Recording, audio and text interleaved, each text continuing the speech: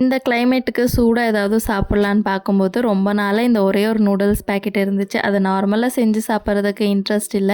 அதனால Korean style noodles try பண்ணியிருந்தேங்க. ரொம்ப சூப்பரா வந்திருந்துச்சு. கண்டிப்பா நீங்களும் ட்ரை பண்ணி பாருங்க.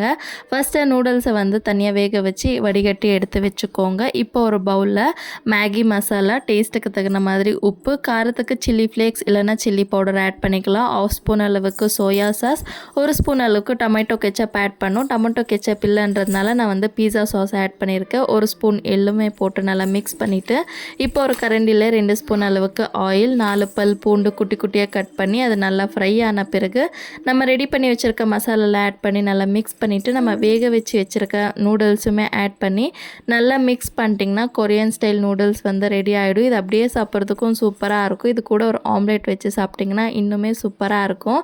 கண்டிப்பாக நீங்களும் ட்ரை பண்ணிவிட்டு எப்படி வந்துச்சுன்னு கமெண்ட் பண்ணுங்கள். வீடியோ பிடிச்சா லைக் பண்ணிக்கோங்க. பாய்.